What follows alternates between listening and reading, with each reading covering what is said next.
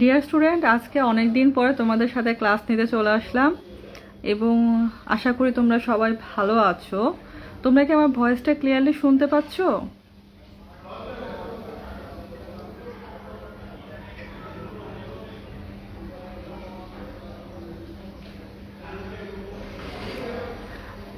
আমাদের কিন্তু ফাইনাল প্রফটা হচ্ছে একদম চলে আসছে। অনেক জায়গায় হয়তো তোমাদের ব্লগ পোস্টিং চলতেছে বা হচ্ছে মকের যে প্রিপারেশন সেটা নিচ্ছ বা ফাইনাল অ্যাসেসমেন্ট পরীক্ষার রুটিন দিয়ে দিছে। তো আশা করি তোমাদের মোটামুটি সব প্রিপারেশনই হয়ে গেছে, এখন শুধুমাত্র একটু রিভিশন দেওয়া বা তোমার যদি মনে হয় যে ম্যাডামদের কাছে এই কোনো কোনো টপিক্সে প্রবলেম আছে সেগুলো হচ্ছে একটু ফাইনাল টাচ দিয়ে নেওয়া। আর আমার ক্লাসে আমি বলে রাখবো, যেহেতু অনেকদিন পরে আমি তোমাদের সাথে ক্লাস নিতে আসলাম, যদি মনে করো যে এই টপিক্সটা ম্যাডাম একটু বুঝিয়ে দিলে ভালো হয় বা এই জিনিসগুলো নিয়ে আলোচনা করলে ভালো হয়, তোমরা আমাকে একটু গ্রুপে নক করো বা এখানে কমেন্ট সেকশানে লেখো, আমি ওই টপিক্সগুলো আবার একটু পড়িয়ে দেবো। আর যেগুলো আমাদের কেসের জন্য ইম্পর্টেন্ট সেই কেসের টপিক্সগুলো কিন্তু হচ্ছে আমরা সবাই মানে এখানে যারা যারা মেন্টররা ক্লাস নিচ্ছিল সবাই কিন্তু মোটামুটি টাচ করেছে। যেবা ম্যাডাম খুব সুন্দর করে অনেকগুলো টপিক তোমাদের পড়িয়ে দিয়েছে, বাকি ম্যাডামরাও কিন্তু চেষ্টা করছে। মুনিরা ম্যাডাম ক্লাস নিয়েছে, ফাতেমা আশরাফ ম্যাডাম ক্লাস নিয়েছে। তো তোমাদের আরেকবার বলবো, যদি প্রফের আগে মনে করো যে যে কোনোটাতে প্রবলেম, তোমরা হচ্ছে শুধুমাত্র আমাকে নক করো বা ম্যাডামদের নক করো। তো আজকে আমরা পড়বো হচ্ছে ভমিটিং ইন প্রেগন্যান্সি। তো এই টপিকটা হচ্ছে আমাদের কাছে মনে হয় যেটা হয়তো একটু ইম্পর্টেন্ট না বা কি আসবে কিনা, কিন্তু এই টপিকটা থেকে কিন্তু তোমাদের রিটেনের এসিকিউও আসতে পারে, আবার অসপিতেও কিন্তু আসতে পারে। আবার ধরো একটা প্রেগনেন্সি, তোমার একটা পেশেন্ট আছে শুধুমাত্র টুইন প্রেগনেন্সি নেই, টুইন প্রেগনেন্সির একটা পেশেন্টও কিন্তু তোমার ফার্স্ট ট্রাইমেস্টারে সবচেয়ে ইম্পর্টেন্ট একটা কমপ্লেন হচ্ছে এই হাইপারএমেসিস গ্র্যাভিটেরা। তোমাকে যদি টুইন প্রেগনেন্সি জিজ্ঞাসা করে এবং জিজ্ঞাসা করে যে কমপ্লিকেশনসগুলো কী কী হতে পারে, সেটা তো কিন্তু, অথবা মোলার প্রেগনেন্সি, সেখানেও কিন্তু আমরা হচ্ছে এই জিনিসটা ধরি যে কমপ্লিকেশনের মধ্যে চলে আসতেছে আমার হাইপারএমেসিস গ্র্যাভিটেরা। এখন বেশিরভাগ পেশেন্টরা বা বেশিরভাগ মা, একজন মা যখন প্রথম হচ্ছে জানতে পারে সে একজন প্রেগনেন্ট হচ্ছে, তার কিন্তু প্রথম সিমটম হিসেবে ধরে হচ্ছে তার মর্নিং সিকনেস। তো কোন পেশেন্টটা হচ্ছে আমার মর্নিং সিকনেস হচ্ছে আমি সামান্য একটা ওষুধ দিলে হয়ে যাবে, আর কোন পেশেন্টটাকে হচ্ছে আমাকে অ্যাডমিশন দিতে হবে হসপিটালে, এই জিনিসটা আমাদের একটু জানতে হবে। কারণ আমরা সবাই জানি 50% পেশেন্ট বা প্রেগনেন্ট লেডিরাই কিন্তু ফার্স্ট ট্রাইমেস্টারে কমপ্লেনই করবে তোমার কাছে হচ্ছে মর্নিং সিকনেস বা সিম্পল একটা ভমিটিং বা নশিয়া নিয়ে আমাদের কাছে আসবে। তো এই যে ভমিটিং ইন প্রেগনেন্সি, এটা কি আর কোনো ডিজিজের সাথে অ্যাসোসিয়েশন আছে কিনা? তো সেই ক্ষেত্রে আমাদের অ্যান্সার হবে হ্যাঁ ম্যাডাম, আমাদের আরও ডিজিজের সাথে অ্যাসোসিয়েশন আছে। সেগুলো কি কি? সেগুলোকে আমরা আবার 3 ভাগে ভাগ করি, কিছু হচ্ছে মেডিকেল কজ, কিছু সার্জিক্যাল কজ, কিছু গাইনিকোলজিক্যাল কজ। এখন আমি গাইনিকোলজিক্যাল কজটাকে যদি ফার্স্ট ধরি, তাহলে কি কি কারণে হচ্ছে আমার ভমিটিং ইন প্রেগনেন্সি হতে পারে? আমার এখানে হতে পারে হচ্ছে টুইস্টেড ওভারিয়ান টিউমার বা রেড ডিজেনারেশন অফ ফাইব্রয়েড। আমরা কিন্তু জানি ফাইব্রয়েডের প্রেগনেন্সিতে যেটা সবচেয়ে বেশি কমন আমরা পাই সেটা হচ্ছে রেড ডিজেনারেশন। তাহলে এটা হচ্ছে টুইস্টেড ওভারিয়ান টিউমার এবং রেড ডিজেনারেশন অফ ফাইব্রয়েডে তুমি ভমিটিং ইন প্রেগনেন্সি পেতে পারো। সার্জিক্যাল কজের মধ্যে কী কী আসবে চিন্তা করো, আমাদের যেগুলো আইটিস মানে ইনফ্ল্যামেটরি, অ্যাপেন্ডিসাইটিস হতে পারে, কোলেসিস্টাইটিস হতে পারে, pancreatitis and peptic ulcer, intestinal obstruction. এই 5টা সার্জিক্যাল কজে হচ্ছে আমার ভমিটিং ইন প্রেগনেন্সি হবে। আর মেডিকেল কজের মধ্যে কি কি রয়েছে? মেডিকেল কজের মধ্যে রয়েছে intestinal infestation, UTI, hepatitis, ketoacidosis of diabetes, pyelonephritis and uremia. এগুলো হচ্ছে আমার medical cause of vomiting in pregnancy. আচ্ছা, এখন এই ভমিটিং ইন প্রেগনেন্সি তোমার কাছে কোন সময়টাতে আসবে এবং কোন সময় পর্যন্ত পারসিস্ট করে? ইউজুয়ালি আমরা বলি পেশেন্টটা হচ্ছে 12 থেকে 14th উইক অফ প্রেগনেন্সির মধ্যে এই ভমিটিং ইন প্রেগনেন্সিটা ইউজুয়ালি ডিসঅ্যাপিয়ার হয়ে যায়। কখন আর্লি আমরা পাই? ইউজুয়ালি 5 to 6 উইক্সের দিকে হচ্ছে পেশেন্টটা কমপ্লেন করে। এখন পেশেন্টটা যখন হাইপারএমেসিস গ্র্যাভিডিয়াম থাকবে আর ভমিটিং ইন প্রেগনেন্সি, দুইটার ক্ষেত্রে তোমার ট্রিটমেন্টটা কী চেঞ্জ হবে? যদি আমার vomiting in pregnancy, just simple vomiting in pregnancy, আমরা কি করব? আমাদের এখানে হয়তো অনেকে ইন্টার্নরাও আছো, দেখবা যে একটা ভমিটিং ইন প্রেগনেন্সি আমরা প্রথম তাকে একটা মাকে কিন্তু বলি অ্যাসুরেন্স। আমাদের যে কোনো ম্যানেজমেন্ট প্রোটোকলের প্রথম লাইন কিন্তু আমরা লিখি কাউন্সিলিং অ্যান্ড অ্যাসুরেন্স। তারপর আমি তাকে কি বলবো, কিছু থাকে সিম্পল টিপস অ্যান্ড টেকনিক্স বলবো, অ্যান্ড কি বলবো, তাকে হচ্ছে একটা অ্যান্টিএমেটিক দিতে পারি। ইউজুয়ালি আমরা অ্যান্টিএমেটিকের মধ্যে কি কি চয়েস করি সেটা একদম আমরা হাইপারএমেসিসের লাস্টে যখন বলবো তখন বলবো। আর যদি একটা পেশেন্ট হাইপারএমেসিস গ্র্যাভিডেরাম নিয়ে আসে, হাইপারএমেসিস গ্র্যাভিডেরাম কি হবে, হাইপারএমেসিস গ্র্যাভিডেরামের যদি আমরা ডেফিনেশনটাই খেয়াল করি তাহলে দেখো আমাদের যে নর্মাল অ্যাক্টিভিটি সেটাতে কিন্তু মেনলি হ্যাম্পার হচ্ছে। ডেফিনেশনটা কি, it's severe type of vomiting of pregnancy which got deleterious effect on the health of mother or incapacitates her day to day activities. মানে আমার হচ্ছে যখন তার ডে টু ডে অ্যাক্টিভিটি হচ্ছে বা হচ্ছে তার হেলথের প্রবলেম ডিলেটেরিয়াস এফেক্ট আসতেছে, তখনই কিন্তু আমি তাকে বলতেছি হাইপারএমেসিস গ্র্যাভিডেরাম। কি কি কারণে হয়ে থাকে বা রিজনসগুলো কি কি, একটা হচ্ছে যে better application of family planning, যদি নলেজটা নিতে পারি, যেটা হচ্ছে আমার আনপ্ল্যান্ড প্রেগনেন্সিটা কমাচ্ছে, তাহলে কিন্তু আমার হাইপারএমেসিস গ্র্যাভিডেরামটা আমরা কমাতে পারি। Early visit to the antenatal clinic, আর potent antihistaminic and antiemetic drugs দিলেও কিন্তু হচ্ছে আমার এই হাইপারএমেসিস গ্র্যাভিডেরামটাকে রিডিউস করা যায়। এই তিনটা ভাবে আমি হাইপারএমেসিস গ্র্যাভিডেরামটাকে রিডিউস করতে পারি। ইটিওলজিটা কি, কাদের ক্ষেত্রে এটা সাধারণত বেশি হয়, আমরা কি দেখবো যে প্রথম সাধারণত আমরা বললাম যে আমরা 5 to 6 উইক্সে পাচ্ছি এবং 12 থেকে 14 উইক্সের মধ্যে শেষ হয়ে যাচ্ছে। আমাদের ট্রাইমেস্টার অফ প্রেগনেন্সি, এটা কিন্তু খুব কমন একটা কোশ্চেন, তোমাদেরকে ভাইভায় ধরা হয়। আমরা জানি 3টা ট্রাইমেস্টার এবং সেটা কত থেকে কত সেটা কিন্তু আমাদেরকে জানতে হবে। ফার্স্ট ট্রাইমেস্টার আমার 12 উইকের মধ্যে শেষ হয়ে যাচ্ছে, সেকেন্ড ট্রাইমেস্টার শেষ হয়ে যাচ্ছে 28 উইক্সে, দেন হচ্ছে আমার থার্ড ট্রাইমেস্টার। তার মানে আমার ফার্স্ট ট্রাইমেস্টারে 12 থেকে 14 সপ্তাহের মধ্যেই আমার এটা ভমিটিং ইন প্রেগনেন্সিটা ইউজুয়ালি রিলিফ হয়ে যাওয়ার কথা। কাদের ক্ষেত্রে বেশি পাবো, ইউজুয়ালি আমরা প্রাইমি প্যারাসিটের ক্ষেত্রে বেশি পাই। কিন্তু দেখা যায় যাদের ফার্স্ট ট্রাইমেস্টার মানে যাদের প্রথম প্রেগনেন্সিতে হয়, পরের প্রেগনেন্সিতেও কিন্তু রিকারেন্স হওয়ার চান্স আছে। ইয়াঙ্গার এজ, তারপর আরেকটা কি, যারা লো বডি মাস মানে ক্লিন অ্যান্ড থিন, তাদেরও হওয়ার চান্স আছে। যদি কোনো পেশেন্টের আগের থেকে প্রেগনেন্সির আগেই যদি তার মোশন সিকনেস অথবা মাইগ্রেন থাকে, তারও কিন্তু আমার প্রেগনেন্সিতে হাইপারএমেসিস গ্র্যাভিডেরাম হতে পারে। তাহলে আমাকে হিস্ট্রিতে এই পয়েন্টটাও নিতে হবে, তার আগে মোশন সিকনেস বা মাইগ্রেনের প্রবলেম ছিল কিনা। আমরা একটা ফ্যামিলি হিস্ট্রি নিই, যদি কার মা বা তার বোনেরও হচ্ছে হাইপারএমেসিস গ্র্যাভিডেরাম থাকে, তারও কিন্তু হচ্ছে হওয়ার চান্স থাকে। তারপর কি আর কি কি, আমরা প্রথমেই বললাম হাইপারএমেসিস গ্র্যাভিডেরামটা বেশি কমন হচ্ছে আমার মোলার প্রেগনেন্সির ক্ষেত্রে এবং মাল্টিপল প্রেগনেন্সির ক্ষেত্রে। আরেকটা বলা হয় it's more common in unplanned pregnancy. আচ্ছা, থিওরিগুলা কি কি, থিওরিগুলোর ক্ষেত্রে সবচেয়ে ইম্পর্টেন্ট থিওরি বা কমন থিওরি হচ্ছে বিটা ইসিজি। যেহেতু এখানে আমার হচ্ছে বিটা ইসিজিটা ফার্স্ট ট্রাইমেস্টার হাইয়েস্ট লেভেলে থাকে, তো সেই কারণে হচ্ছে আমার এটা হচ্ছে কেমোরিসেপ্টর যে ট্রিগার জোনটা সেটাকে কিন্তু ট্রিগার করতেছে। আর কি কি হতে পারে, high serum level of estrogen. আর থার্ড পয়েন্ট হচ্ছে আমরা প্রোজেস্টেরন। প্রোজেস্টেরন কি করে, সবসময় মাসেল রিল্যাক্স করে। সেই প্রোজেস্টেরনটা আমার কি করতে যেতে পারে, হাই লেভেল অফ প্রোজেস্টেরন থাকবে প্রেগনেন্সিতে, সেটা আমাকে কি করবে, সেটা হচ্ছে আমার কার্ডিয়াক স্ফিংটার যেটা সেটাকে রিল্যাক্সেশন করে দেবে এবং কি করবে, আমার গ্যাস্ট্রিক মোটিলিটিটা কমায় দেবে। এখানটাও একটা কজ অফ হচ্ছে ভমিটিং ইন প্রেগনেন্সি বা হাইপারএমেসিস ইন গ্র্যাভিডেরাম। কিছু হচ্ছে সাইকোজেনিক কজ, তারপর হচ্ছে ডায়েটিক ডেফিসিয়েন্সি। যদি তোমার vitamin B1 vitamin B6 deficiency থাকে, তাও কিন্তু আমার হাইপারএমেসিস গ্র্যাভিডেরাম হতে পারে। আর হচ্ছে allergic or immunological cause, decreased gastric motility. এই পয়েন্টগুলাই হচ্ছে আমার এই হাইপারএমেসিস গ্র্যাভিডেরামের জন্য রেসপন্সিবল ফ্যাক্টর। এখন তুমি প্যাথোলজিতে কি কি পাবো, যদি আমরা প্যাথোলজি করি, হিস্টোপ্যাথোলজি করি, তাহলে আমরা কি দেখবো, আমরা দেখবো হচ্ছে লিভারের এনজাইমগুলো এলিভেটেড। এটা হচ্ছে লিভারের, যদি আমি হিস্টোপ্যাথোলজি করি। আর এমনি যদি আমি বায়োকেমিস্ট্রি করি, সেখানেও আমি দেখবো HGPT HGOT এই লেভেলগুলো হাই। কিডনিতে ইউজুয়ালি নর্মাল থাকে, কিন্তু হচ্ছে ফার্স্ট কনভলিউটেড টিউবারে কিছু ফ্যাটি চেঞ্জ পেতে পারি। হার্টে কি হবে, usually small heart is a constant finding. আর ব্রেইনে যদি তোমার সিভিয়ার হাইপারএমেসিস গ্র্যাভিডেরাম হয়, তখন হচ্ছে আমার আর্নিক্স এনকেফালোপ্যাথি হতে পারে।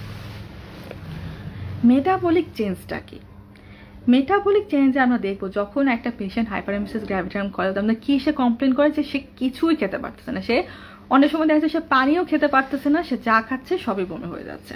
তাহলে আমার এখানে কি হলো, আমার এখানে ফুড অ্যাডিকুয়েট পরিমাণে সে নিচ্ছে না। আমার এখানে তাহলে কার্বোহাইড্রেট যেটা সেটাও কিন্তু ইনঅ্যাডিকুয়েট অ্যামাউন্টে হচ্ছে সে রিসিভ করতেছে। তাহলে আমার কি হবে, এখানে গ্লাইকোজেন যেটা ছিল সেটাতে ব্রেকডাউন শুরু হবে। তো যখন গ্লাইকোজেন ব্রেকডাউন হবে এবং যখন লো কার্বোহাইড্রেট থাকবে, তাহলে আমার কি হবে, ফ্যাটের যে অক্সিডেশনটা সেটা কিন্তু কমপ্লিট হবে না, ইনকমপ্লিট অক্সিডেশন অফ ফ্যাট হবে। দ্যাটস ওয়াই এই ইনকমপ্লিট অক্সিডেশন অফ ফ্যাটের জন্য তোমার কিটোন বডি অ্যাকুমুলেশন হবে এবং কি হচ্ছে আমার এখানে আমি কিন্তু কিটো অ্যাসিডোসিস পেয়ে থাকি। এটার কারণ হচ্ছে যে আমার হচ্ছে কার্বোহাইড্রেট ইনটেক কম, দ্যাটস ওয়াই আমার ফ্যাটের হচ্ছে ইনকমপ্লিট অক্সিডেশন হবে। ইনকমপ্লিট অক্সিডেশন আমার কি করতেছে, further accumulation of ketone body. এই কারণে কিন্তু আমি পেশেন্টের কিটো অ্যাসিডোসিস পেয়ে থাকি।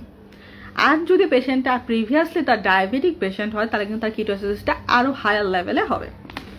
আচ্ছা, বায়োকেমিক্যালে আমরা কি পাবো, বায়োকেমিক্যালে আমরা অ্যাসিডোসিসও পাচ্ছি, অ্যালকালোসিসও পাচ্ছি।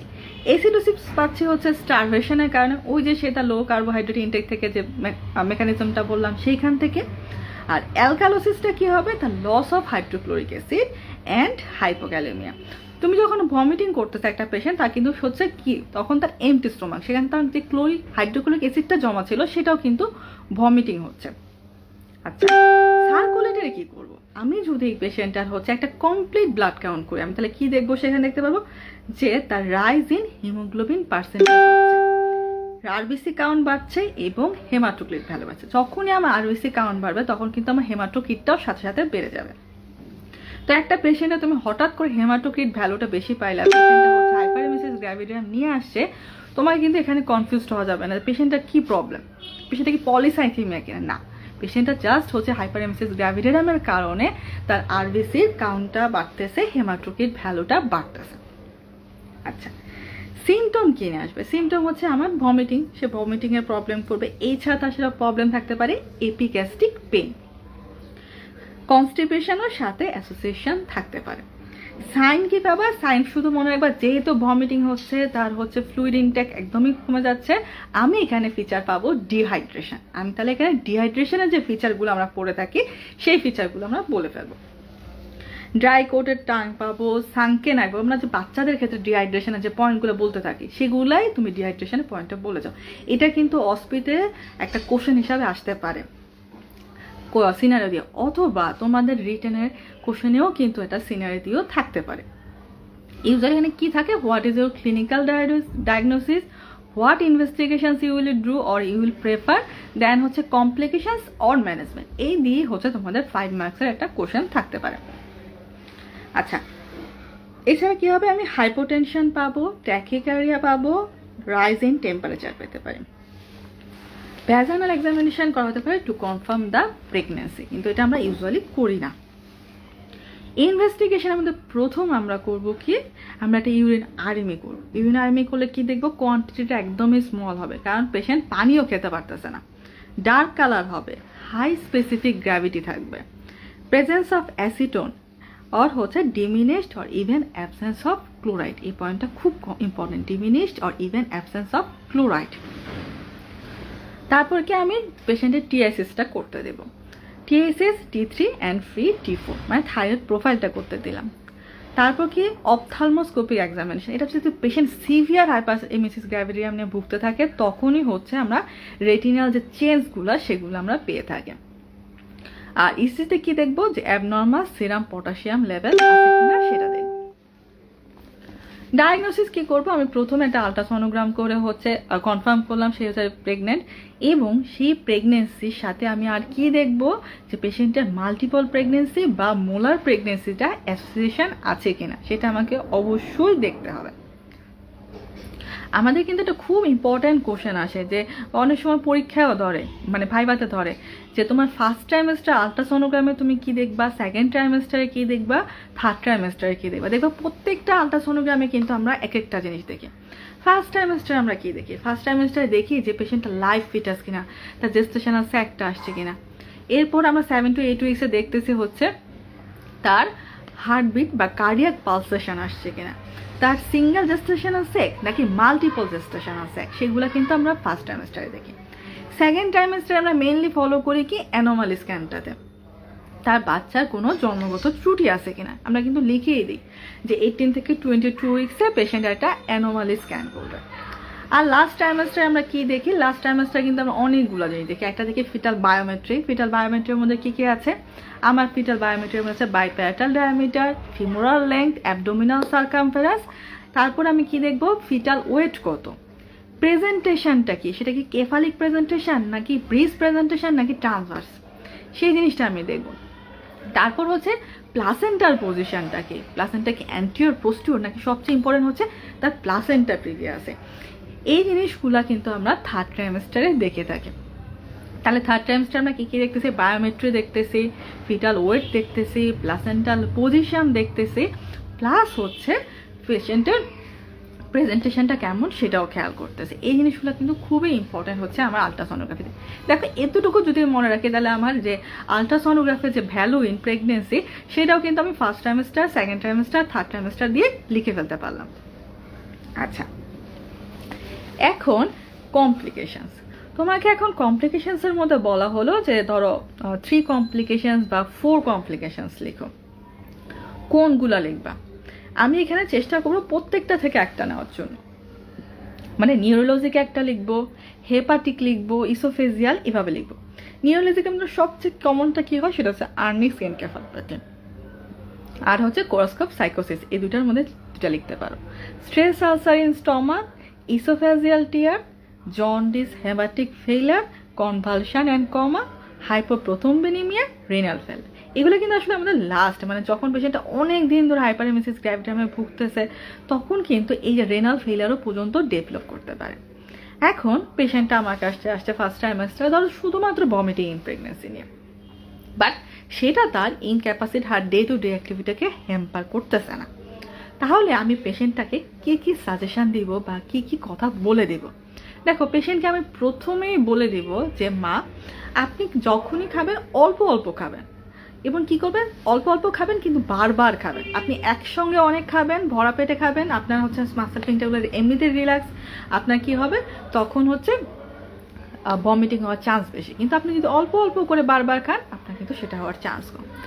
খাওয়ার মাঝখানে এবং খাওয়ার পরপরই অনেক পানি খেয়ে ফেলবেন না, আপনি আধা ঘন্টা পরে গিয়ে পানিটা খান। তারপর কি বলবো, আপনি খেলেন, খাওয়ার চেষ্টা করবেন যখন খাওয়ার 2 ঘন্টা বা 1.5 ঘন্টা বা এরকম পরে গিয়ে আপনি রাতে ঘুমাতে যাবেন এবং যখন কী করবেন বা একটু শুয়ে রেস্ট নিলেন তখন আপনি হচ্ছে একটু সেমি প্রোন পজিশনে থাকেন। তারপর আমি তাকে কি বলবো, আপনি এই সময় আপনার যে খাবারগুলোতে গ্যাস্ট্রিক ইরিটেশন হয় সেই খাবারগুলো আমরা অ্যাভয়েড করবো। আমরা বলি যে খুব বেশি স্পাইসি ফুড বা ফ্যাটি ফুড যেগুলো আছে সেগুলো আপনি এই টাইমটাতে ফার্স্ট ট্রাইমেস্টারে অ্যাভয়েড করাই ভালো। তারপর কি বলবো, আপনি হচ্ছে যে খাবারগুলো হচ্ছে আপনি আপনার হয়ে গেছে তাহলে আপনি কী খাবেন, শুকনো খাবার যেগুলো সেগুলোকে কিন্তু আমরা প্রেফার করি। আমরা ইউজুয়ালি যে পেশেন্টগুলো আমাদের ভর্তি থাকে সেই পেশেন্টগুলো কিন্তু আমরা বলি যে আপনি ড্রাই টোস্ট বা মুড়ি, চিড়া এই ধরনের শুকনো খাবারগুলো আপনি খাবেন, তাহলে আপনার ভমিটিংটা কিন্তু কম হবে এবং এগুলো কিন্তু একটা কার্বোহাইড্রেটের সোর্সও। ম্যানেজমেন্ট, তোমাকে যদি বলা হয় যে ম্যানেজমেন্টের প্রিন্সিপালটা বলো বা তুমি ম্যানেজমেন্টটা, তাহলে আমাকে ম্যানেজমেন্টে কী কী পয়েন্টগুলো খেয়াল করতে হবে? প্রথম খেয়াল করতে হবে আমাকে পেশেন্টের হাইড্রেশনটা মেনটেন করতে হবে যাতে পেশেন্ট ডিহাইড্রেটেড হয়ে না যায়। দেন হচ্ছে আমি টু কন্ট্রোল করব vomiting, to correct the fluid and electrolyte balance. Then হচ্ছে মেটাবলিক যে ডিস্টারবেন্স, আমি কিন্তু বললাম এখানে আমার অ্যাসিডোসিসও হচ্ছে অ্যালকালোসিসও হচ্ছে। অ্যাসিডোসিস হচ্ছে তোমার লো কার্বোহাইড্রেট ইনটেকের কারণে, আর অ্যালকালোসিস কেন হচ্ছে সেটা হচ্ছে তোমার এই যে আমার হাইড্রোক্লোরিক অ্যাসিড যেটা হচ্ছে আমি বের হয়ে আসতেছে ভমিটিংয়ের সাথে, সেই কারণে কিন্তু আমার অ্যালকালোসিসও ডেভেলপ করতেছে। তারপর কি আমার যাতে এই যে ভমিটিংয়ের কারণে যে সিরিয়াস কমপ্লিকেশনগুলো আমরা বললাম যে নিউরোলজিক্যাল কমপ্লিকেশন হতে পারে, হেপাটিক ফেইলার হতে পারে, রেনাল ফেইলার হতে পারে, এগুলো যাতে না হয় সেগুলোকে প্রিভেন্ট করা। দেন হচ্ছে লাস্ট হচ্ছে আমার কেয়ার অফ প্রেগনেন্সি। এখন যে পেশেন্টটা হাইপারেমেসিস গ্র্যাভিটাম দিনে হচ্ছে 10-12 বার বমি করতেছে, যা খাচ্ছে সব বমি করে দিচ্ছে, কিছুই খেতে পারছে, তাই কিন্তু আমাকে অবশ্যই হসপিটালাইজ করতে হবে এবং হসপিটালাইজ করে আমাকে ডিহাইড্রেশনের জন্য আমাকে তাকে ট্রিটমেন্ট দিতে হবে। তো এখানে আমি ডিহাইড্রেশনের জন্য কি দিব, আমার মেইন হচ্ছে ফ্লুইড। ফ্লুইডটা আমি কীভাবে চয়েস করবো? ফ্লুইডের মধ্যে আমি চয়েস করব হচ্ছে হাফ হাফ করে। ধরো আমি যদি 3 লিটার ফ্লুইড চয়েস করি, তাহলে আমি হচ্ছে হাফ দিব হচ্ছে ইলেকট্রোলাইট কন্টেনিং ফ্লুইড এবং হাফ দিব ডেক্সট্রোজ কন্টেনিং ফ্লুইড। কারণ আমাকে এখানে ডেক্সট্রোজটাও তো সাপ্লাই দিতে হবে, কার্বোহাইড্রেট তাকে আমি দিতে হবে। সে কিছুই খেতে পারতেছে না, তুমি তাকে যদি ডেক্সট্রোজ না দাও তাহলে তো হচ্ছে আমার সোর্স অফ এনার্জিটাও আসতেছে না, প্লাস অ্যাসিডোসিস ডেভেলপ করে যাবে। সেই কারণে আমি হাফ দেবো হচ্ছে electrolyte containing fluid and half দেবো হচ্ছে ডেক্সট্রোজ কন্টেনিং ফ্লুইড। আচ্ছা, এটা আমাকে খেয়াল রাখতে হবে। ড্রাগসের মধ্যে ইউজুয়ালি আমরা কি কি চয়েস করি? ড্রাগসের মধ্যে আমরা চয়েস করি হচ্ছে প্রোমেথাজিন বা প্রোক্লোরপেরাজিন, ডক্সিল্যামিন, মেটোক্লোপ্রামাইড, এগুলো আমরা চয়েস করি। হাইড্রোকর্টিসন কিন্তু প্রথমেই বলা যাবে না। হাইড্রোকর্টিসন হচ্ছে একদম লাস্ট সর্ট অফ ট্রিটমেন্ট। কোনো ওষুধেই তোমার কাজ করতেছে না, তখন কিন্তু আমরা হাইড্রোকর্টিসন দিই। কিন্তু আমাদের প্রবলেম হচ্ছে কি, ওই যেটা হচ্ছে আমরা কম ইউজ করি সেটাই আমরা মুখ দিয়ে ফার্স্টে বলি। আমরা ফার্স্টে হয়তো বলে দিলাম হাইড্রোকর্টিসন, তাহলে কি হবে? প্রথম ইমপ্রেশনটা কিন্তু ভাইভাতে তোমার খারাপ হয়ে গেল। তাহলে আমাকে চিন্তা করতে হবে কি কি, আমি যে ওরাল ড্রাগসগুলো সেগুলো দিয়ে আমি চয়েস শুরু করবো। ওরালে কন্ট্রোল হচ্ছে না, আমি এগুলো আইভি প্রিপারেশন ইউজ করতে পারি। Promethazine, prochlorperazine, doxylamine, metoclopramide. তারপর কি এর সাথে আমাকে নিউট্রিশনাল সাপ্লিমেন্টেশন দিতে হবে। কী কী দিতে হবে? আমি বললাম যে ভিটামিন B1, ভিটামিন B6 হচ্ছে একটা কজ ছিল, আমরা কজের মধ্যে পড়েছিলাম। তাহলে আমি এখানে B1, B6 এই সাপ্লিমেন্টেশনটা দিতে পারি। পেশেন্টটা হচ্ছে বারবার বমি করতেছে, পেশেন্টটাকে অবশ্যই আমাকে সিম্প্যাথেটিক অ্যাপ্রোচ দেখাতে হবে, এটা আমাদের প্রথম কথা। তারপর কি আমাকে একটা চার্ট করতে হবে, প্রোগ্রেস চার্ট, যে তার হচ্ছে দিনে কয়বার বমি হচ্ছে। সাথে হচ্ছে আমাকে রেকর্ড রাখতে হবে পেশেন্টটার পালস কেমন, টেম্পারেচার আছে কিনা, ব্লাড প্রেশারটা ঠিক আছে কিনা। অবশ্যই দিনে 2 বার ব্লাড প্রেশার, পালস আর হচ্ছে টেম্পারেচারটা দেখতে হবে। ইনটেক আউটপুটটা কত, ইউরিনটা আমার চেক করে দিতে হবে যে অ্যাসিটোন, প্রোটিন, বাইল এগুলো যাচ্ছে কিনা, সেগুলো আমাকে দেখতে হবে। এখন কোন সময় তুমি পেশেন্টটাকে, তুমি তো আইভি প্রিপারেশন দিচ্ছিলা, ভর্তি ছিল ডিহাইড্রেশনের জন্য, হচ্ছে তুমি আইভি স্যালাইন দিলা, হয়তো আইভি অ্যান্টিমেটিক দিলা, তো কখন হচ্ছে তুমি পেশেন্টকে বলতে পারো যে আপনি মুখে খেতে শুরু করেন বা আমি পেশেন্টটাকে ডিসচার্জ যাওয়ার জন্য প্রস্তুত হব। আমাকে কি দেখতে হবে? ক্লিনিক্যাল ফিচার্স অফ ইমপ্রুভমেন্টের মধ্যে কি কি আসবে। পেশেন্টের হচ্ছে ভমিটিংটা সাবসাইড করবে, দেন হচ্ছে পেশেন্ট আমাকে বলবে যে তার ক্ষুধা লাগছে, ফিলিং অফ হাঙ্গার। দেন হচ্ছে বেটার লুক, আগে তাকে যেমন হচ্ছে একটা টক্সিক লুকে দেখা যেত না, এখন তার হচ্ছে একটা বেটার লুক আমি পাচ্ছি। আমি ব্লাড বায়োকেমিস্ট্রি যেগুলো করতেছিলাম সেখানে দেখলাম সেগুলো নর্মাল হয়ে আসছে। আমার ইউরিনে এবং ব্রেথে ডিসঅ্যাপিয়ারেন্স অফ অ্যাসিটোন থাকবে, নর্মাল পালস অ্যান্ড বিপি পাবো, নর্মাল ইউরিন আউট পাবো। দেন হচ্ছে আমার সাইন অফ ইমপ্রুভমেন্ট।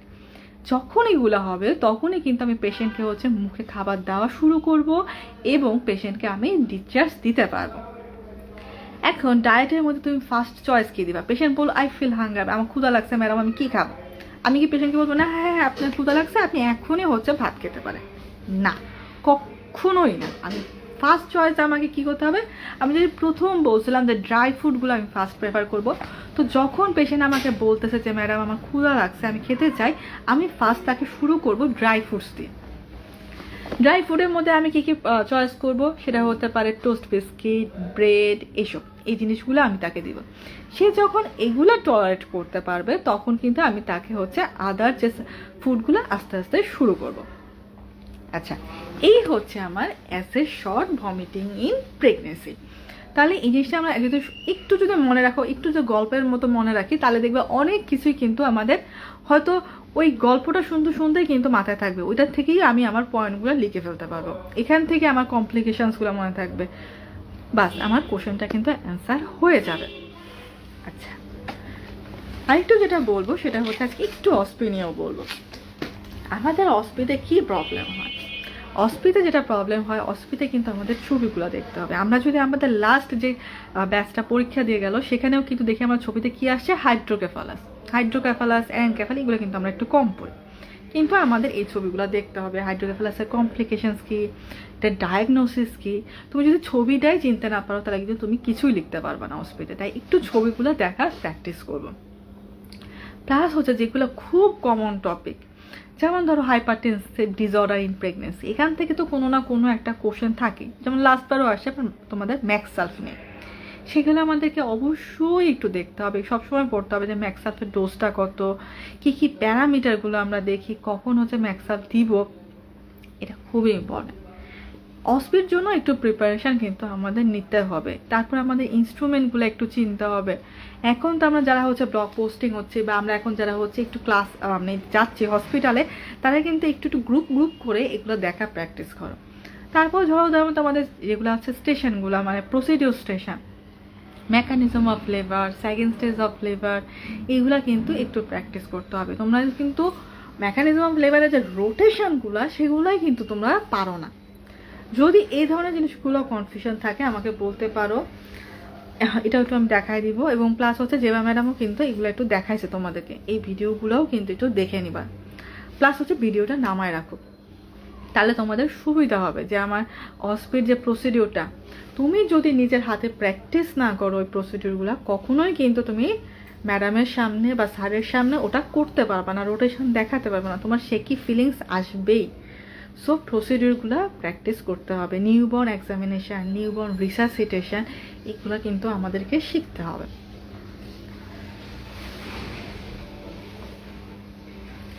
তো এই হচ্ছে আমার আজকের ক্লাসটা। তো তোমাদের যদি মনে হয় আর কিছু দরকার, এই জিনিসটা ম্যাডাম আর একটু গল্পের মতো বলা যায় কি না, তো আমাকে একটু বলো, তাহলে আমি চেষ্টা করব তোমাদের ওই জিনিসটাকে সলভ করে দেওয়ার জন্য।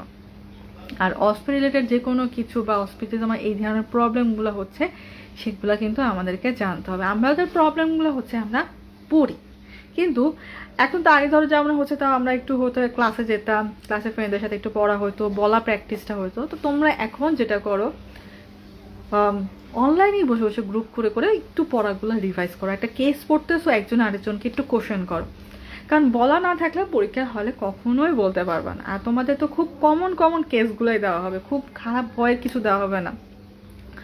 অফসের ক্ষেত্রে যেমন পিএমের একটা কেস, যদি মাল্টিপল প্রেগনেন্সি থাকে মাল্টিপল প্রেগনেন্সির কেস, বা একটা হচ্ছে টার্ম প্রেগনেন্সি, ফুল টার্ম যে প্রেগনেন্সি, সেগুলো একটা থাকতে পারে।